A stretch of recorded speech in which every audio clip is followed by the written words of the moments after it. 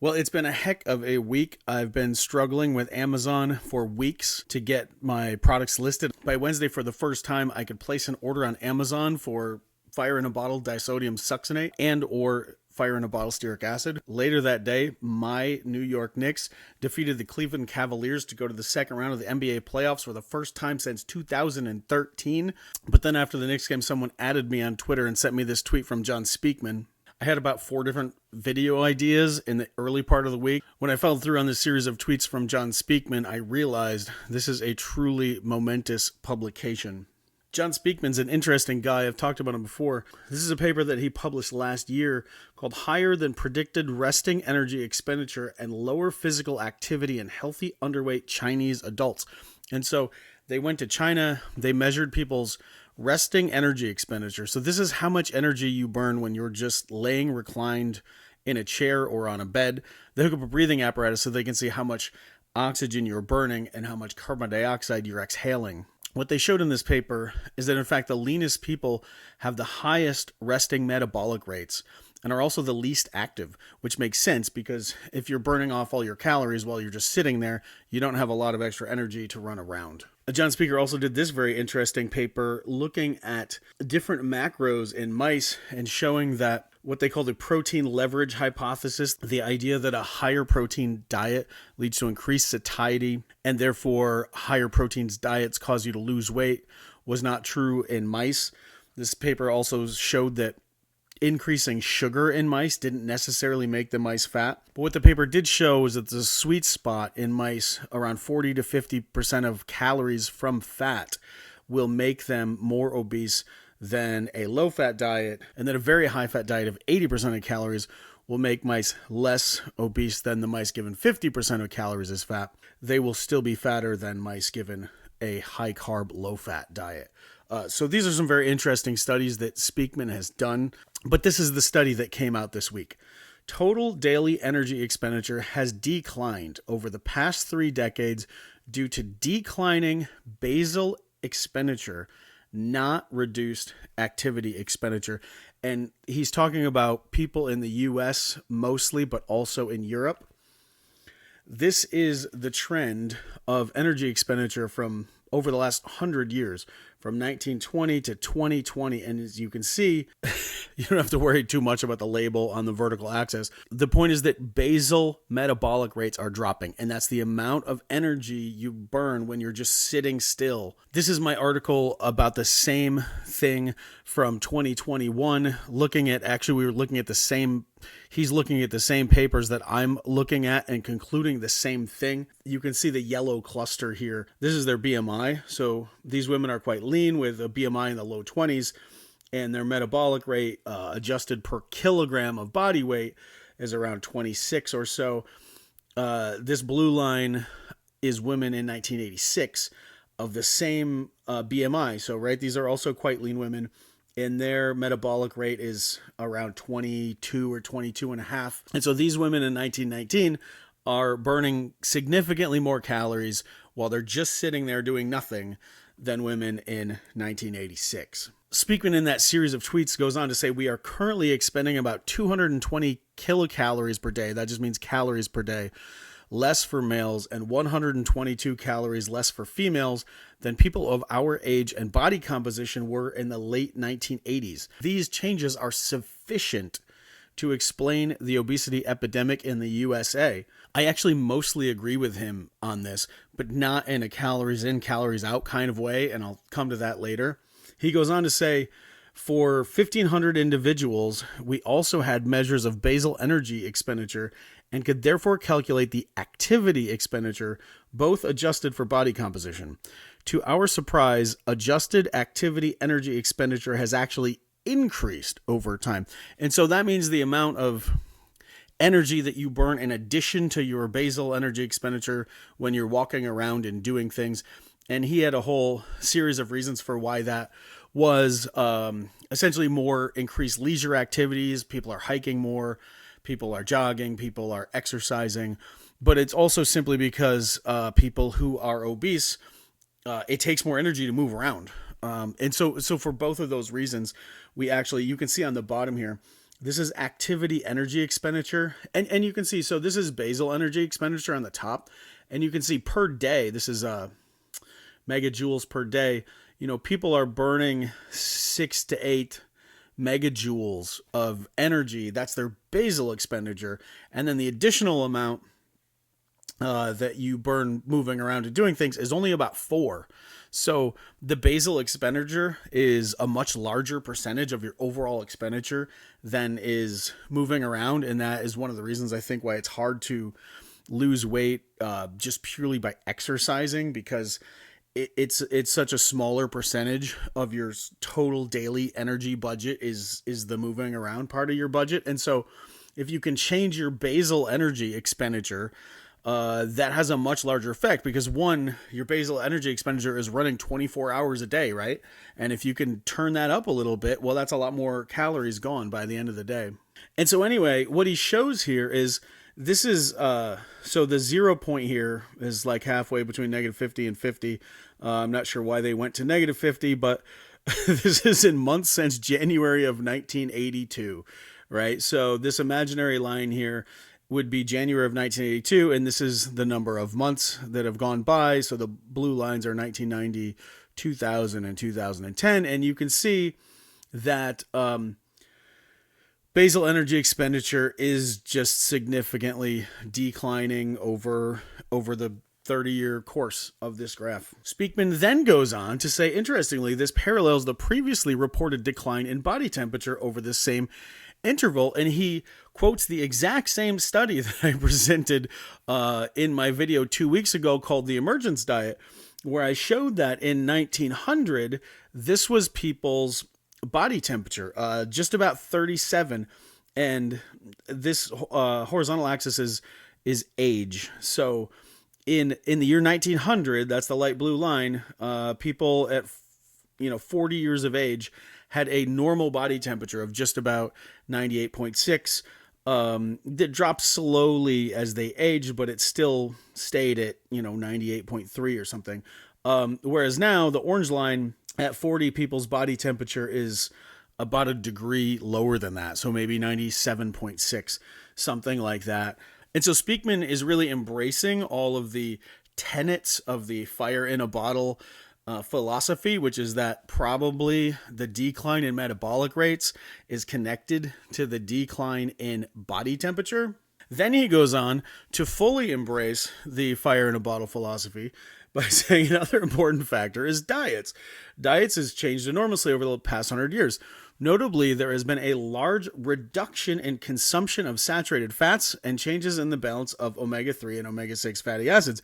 They went on and they did a mouse experiment, and they fed the mice all these different oils, 40% of calories as every different fat that you can think of almost. He said, we varied the fatty acid composition of mouse diets and showed that their energy expenditure, adjusted for body composition, increased as their consumption of saturated fat increased. They all had the same percentage of their diet that was fat, but as the ratio of saturated fat compared to unsaturated fats in their diets increased, their metabolic rates increased. And so this is a graph of all the mice. There's about 12 different diets here. So that means there's about 5 to 6 mice in each group. In general, the mice given diets that were higher in saturated fats and lower in unsaturated fats have higher metabolic rates. And that is huge. So I I tweeted this back at him. He said he's going to get back to me with a detailed breakdown of who all these mice are, but this was my guess because there's about 5 or 6 mice per group, and out of all the fats, the coconut is the most saturated. So I guess these first 5 mice on the right are coconut, and then butter's the next saturated. And so these guys might be eating butter, and these guys are cocoa butter, and these guys are palm oil, and these guys are lard. It's something like that. This is just my guess. As we go to these more and more saturated diets, the metabolic rate increases, and then you have this cluster down on the end, and the other diets given were olive oil, peanut oil, soybean oil, safflower oil, fish oil, and then a couple different high oleic acid oils. All of those diets really just cluster together in that clump, and they're all on average lower than the saturated fat diets. And so he just said in the paper, well, saturated fat is the only thing that correlates with metabolic rate.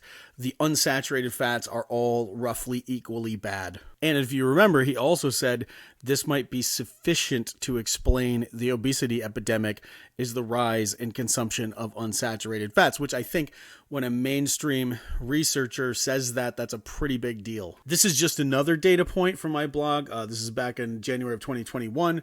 When I said this is your body temperature on vegetable oil, this is just another way of looking at that. So these mice over here were fed butter. These mice over here were fed margarine. And you can see this is the different temperatures. So they're just looking at these mice with an infrared camera. And you can see green colors are warmer than blue colors.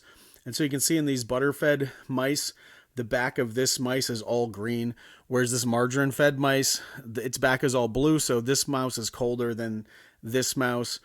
And you can also see this butter-fed mice in the back of the neck is all bright red, and this margarine-fed mouse is green on the back of the neck. So you can really see the difference in body temperature between butter fat-fed mice and margarine-fed mice. This is another article, and so this is showing in humans potentially the connection between unsaturated fats and metabolic rate. And so in the 1930s in the American South, there was a series of articles in the scientific literature about how these equations that were designed to predict metabolic rate in the North based on your height, your weight, your gender, didn't work in the South.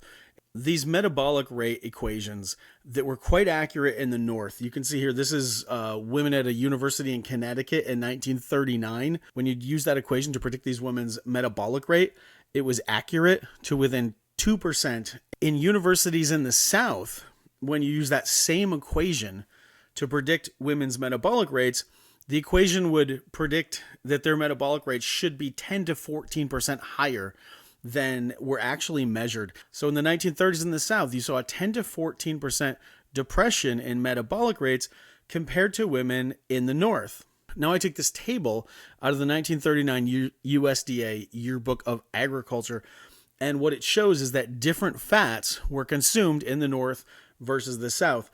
So over here, you can see butter in the Pacific states and in the North Atlantic, which is to say Connecticut, butter was the primary fat eaten. In the Southeast, they were eating 41 pounds of what the rest of this Yearbook of Agriculture makes clear was mostly lard. And they were only eating 8 pounds of butter. And so you see here they're eating far more lard in these southern universities than the women in the North would have been eaten. And you see a corresponding drop in metabolic rates, and you're thinking, well, butter and lard are both saturated. But that's not really true. Butter is in fact about 70% saturated.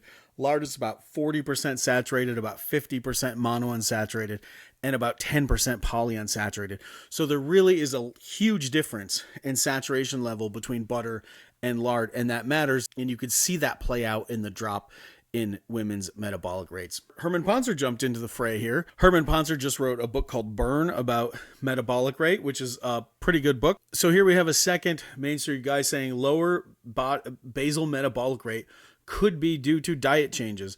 Others have argued for this, like Fire in a Bottle, so that's a nice little shout out. John Speakman led additional analyses showing lower basal metabolic rate with less saturated fat in mice. In any case, the decrease over the past century corresponds nicely with the decrease in body temperature. Both are interesting puzzles at the moment. Solve one and you might solve the other. What does all this mean for obesity? First, it strongly challenges the idea that lowered physical activity has caused the obesity crisis. By these measures, daily activity expenditure is higher today than it was 40 years ago. Time to rethink the guidelines. I think he couldn't be more correct. Speakman also goes on to talk about other dietary factors that could be important drivers of basal energy expenditure. For example, the carbohydrate insulin model postulates that increased intake of high glycemic load diets should drive a reduction in energy expenditure. So the carbohydrate insulin model is essentially the philosophical idea behind the ketogenic diet, the idea that insulin is really the thing driving obesity. In the beginning, he said obesity is caused by an imbalance of expenditure and intake. There's been previous debates about the relative contributions. Expenditure due to declining physical activity and increased food intake have made to the epidemic. So here he's talking about calories in, calories out, right? So Speakman is discussing calories in, calories out, and he's discussing essentially keto. And so I jumped into this debate and I said I'd like to posit an alternative hypothesis, which is that perhaps obesity is an energy partitioning problem. This is consistent with declining basal energy expenditure and increased caloric intake. If you store energy rather than burn it, basal energy expenditure will go down and you will be hungry. And the first paper that I posted in this is one of my favorites. This is the Natambi lab about skeletal muscle. I brought this paper to their discussion because a lot of times in the obesity discussion, people are not thinking about the biochemistry of the obese person. They're thinking about humans as a black box. I like to think of it as like the water tank analogy. You know, there's a valve of water coming in and there's a valve of water going out. And if the two rates are constant, the tank fills up with water. But if you open the valve on the bottom and let water out faster, it'll lose water. But if you open the valve on the top and let water in faster, the water level will rise, right? That's my conceptual physics analogy for the calories in, calories out model of obesity. What if there's a restriction somewhere inside of the tank that you can't even see and it's not allowing water to get out? And you can open that valve up on the bottom all the way, but it doesn't actually increase the flow rate. The carbohydrate insulin model is acknowledging that yes, perhaps insulin is involved. I think that's a step in the right direction, but the problem with the carbohydrate insulin model is it fails to explain why 1 billion Chinese peasants consuming rice didn't become obese for hundreds of years. And so we know that the carbohydrate insulin model at its heart is not correct. Something is wrong with that model. And so I'm trying to get into this discussion with perhaps a more nuanced view of, hey, maybe metabolism matters. I started with this paper because it has a good discussion about energy partitioning, which I think is a very accessible way for people to think about this. And what this chart shows is that with increasing body mass index of the human, TAG means triacylglycerol, and what they mean is formation of triglycerides, which is how your fat cells store fat, and FAO means fatty acid oxidation. What they show is that in the skeletal muscle of obese humans, when your muscle cells take in free fatty acids, if you're more obese, you're more likely to turn that into fat and store it within the muscle tissue, as opposed to sending it into the mitochondria to burn it. In obesity, people's cells are making choices to store rather than burn energy. And if you do that enough, your metabolic rate will drop and you'll become hungry and you might eat more. Furthermore, and this is from that same study, the one fat which is overrepresented in obesity is oleic acid in the muscle tissue of actual walking around obese humans, right? They took muscle tissue samples. The obese humans have a higher proportion of oleic acid. That's it. Otherwise, the fat profile is exactly the same. And so lastly, what they did was this experiment where they took tissue culture samples from lean humans and they grew them in a petri dish. And then they added this enzyme to them, to those skeletal muscle cells grown in the petri dish called SCD1. And the only thing that enzyme does is it converts a saturated fat called stearic acid to a monounsaturated fat called oleic acid, which is the same fat that was elevated in the obese humans. And just by making that one change, the skeletal muscle of lean humans starts to behave exactly like the skeletal muscle of the obese humans. So in this case, you see fatty acid oxidation. This is the cells taken from the lean humans grown in a petri dish. They will burn this amount of fat. But if you convert some of that fat to oleic acid, so if you increase the amount of unsaturated fat in the muscle tissues, all of a sudden the amount of fat oxidized drops by nearly half. Suddenly they're not burning fat anymore. And esterification means storing fat. And so increasing that enzyme, increasing the amount of oleic acid, monounsaturated fat in the muscle tissue from lean humans causes it to behave exactly like the muscle tissue of obese humans. It creates and stores more fat, and it burns less fat.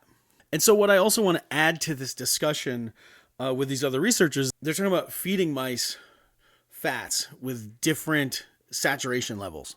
But my point is, and always has been, you have to think not only about dietary fat, but also stored body fat, because when you burn fat in your mitochondria, it's coming from both places, right? It's essentially a 50-50 blend of dietary and stored body fat. I made this chart and I haven't posted it on Twitter yet, but by the time this video goes live, it will be. And what I showed is that in humans, this is 6 different studies done in America where they took adipose tissue samples, and you can see that back in this first study is done in 1943, and you can see, and so this is the ratio of saturated fats to total unsaturated fats. And you can see that between 1943 and 1962, that amount had already dropped. It continued dropping till 1967. And by the 80s and even into the 90s, the amount of saturated fat in American stored body fat had declined dramatically. That parallels absolutely the decline in metabolic rate. And so we're seeing all of these things happening in parallel, right? We're seeing we consume fats that are less saturated. Our bodies are composed of fats that are less saturated. Metabolic rate is declining. Body temperatures are declining.